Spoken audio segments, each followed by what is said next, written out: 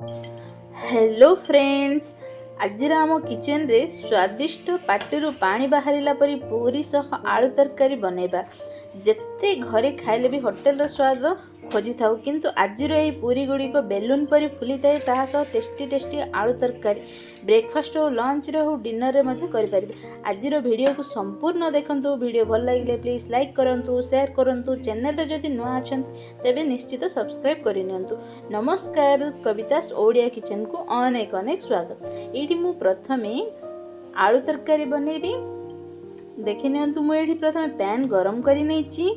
एथिरे 2 चामच तेल पकाई किछि समय गरम करि नैची। सेथिरे हाफ चामच जीरा पकाई फुटै मध्ये नैची। तापर सेथिरे आमे लंका गुंड, जो मु काश्मीर लंका गुंड नैची, जहा द्वारा तरकारी रो कलरटा बहुत भल आसी थाए। सेथिरे अदा रसुण पेस्ट पकाई किछि समय फ्राए करि नबा, जहा द्वारा अदा रसुण रो कंचा बासना पळै गला पर्यंत आमे किछि समय फ्राए करि नबा। एइथरे ध्यान रखिबे, ए टिप्स टी लंका गुंड आपण माने जदि तेल रे ऐड करी पकाई फ्राए करिवे ताहेले तरकारी रो कलर बहुत सुंदर आसी थाए। एथिरे ही मु हाफ चामच हळदी गुंड मध्ये ऐड करि नउची। एडी भल भाबरे मिक्स करि नबा। गोटे 2-3 सेकेंड फ्राए करि सरला परे एथिरे आमे टिके फ्लेवर में भृसंग पत्र देबा, जहा द्वारा यार टेस्ट मध्ये बहुत भल आसी थाए। जहा को भृसंग पत्र जदि पसंद नाही तबे से माने स्किप करि पारंती। मते भृसंग पत्र बहुत पसंद, तेणु करी मु सब तरकारी मानकर टिके ऐड करि थाए।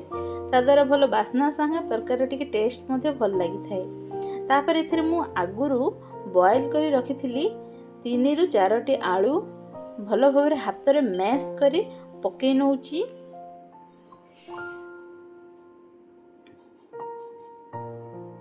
जदि आपण हाथ रे मैश करबा द्वारा सेथिरे टिके बड़ बड़ पीस हेई थाए, जा द्वारा आमे जहा संगे खाइले भी डोसा हो, चकुली हो, जहा संगे खाइले भी टिके पाटी के लागुत बहुत भल लागि थाए। तापर एटा को भल भाबरे मिक्स करि नबा।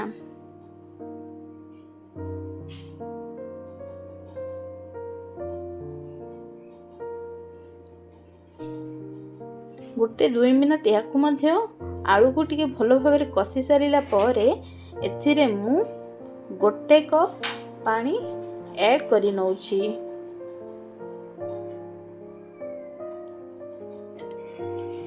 ऐड करी भल भाबरे मिसाई नबा।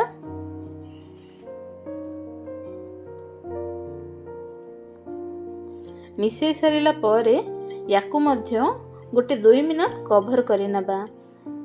देखि नियंतु, कवर गाड़ी देखौची भल भाबरे ग्रेवी थिकनेस हे जाईची। मु एथिरे स्वाद अनुसार लूण पकेइ नउची। तापर एठी मु मेन टिके बासना पे भजा जीरा लंका गुंड मध्ये पकेइ नउची।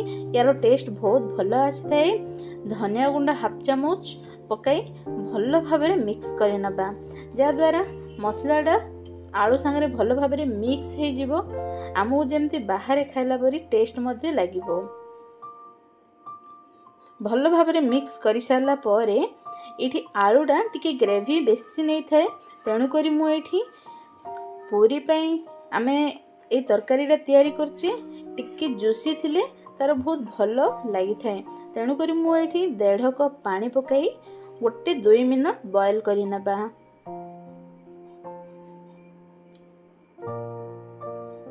देखि नियंतु, भल भाबरे फुटी गलानी मध्य। शेषरे आमे गरम मसला गुंड, धनिया पत्र दे सर्व करि नबा। शेषरे आमर गरम मसला गुंड देबा द्वारा यार बहुत भल टेस्ट मध्ये आसी थाए। एथिरे आमे प्याज ऐड करि नाही कि टमाटो ऐड करि नाही, सिंपल रे एई भलिया होटेल परी तरकारी आमे तयारी करछे। और ता संगरे पूरी मध्य तयारी करिबा। एठी मोर आलू तरकारी कंप्लीट हे जेची।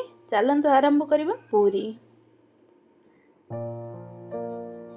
एठी मु देखंतु, प्रथमे अटा गोटे कप को गोटे कप मैदा अल्प टिके लुण दे टिके टाइट डबटा मु चकुटी नहीं थिली याकू मध्य 10 मिनट कभर करी नहीं मतलब रेस्ट करने को छाड़ी थिली। तापर एई भलिया मु बेली बेली सबुजा बेली नहीं थिली। तापर एबे आकु आमे तेल रे छाणी नबा। देखि पारथुए केते बढ़िया स्ट्रक्चर भाबरे यार सबु पूरी गुडी को बेलून फुलिला परी फुली जाउची। एठी मोर एई दळीबाडा स्किप्ट हे जाइची तेणु करी ऐड हे पारलानी। मु आउ नेक्स्ट वीडियो रे यार रेसिपीटा देखि नेबी।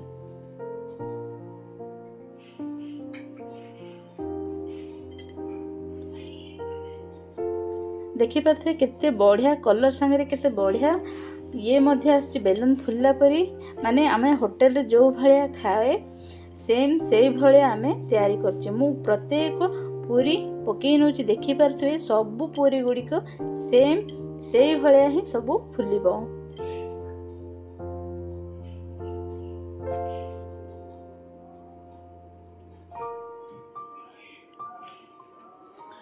आउ पूरी संगे आलू तरकारी बहुत स्वादिष्ट लागिबो। एते टेस्ट जे आपण बारंबार करबा इच्छा करथिबे। एई रेसिपीटी आपण लंच रे हो डिनर रे हो और ब्रेकफास्ट रे हो जत्ते बेले इच्छा सेत्ते बेले बहुत इजी रे आपण करि परिबे। बेसी समय मध्य लागेनी बेसी मसला मसली मध्य लागेनी। बहुत कम समय रे एई रेसिपीटी तयारी हुई। आउ आशा करुच्ची बंधु मैंने आपण को आजिर भिडियोटी बहुत भल लगिला बोली। आजिर जदि भिडियो भल लगिला कहले आपण कमेंट रे प्लीज रिप्लाई करि कोंतु। आउ पुणी नेक्स्ट वीडियो धरिकी आसबि से पर्यंत रहिली।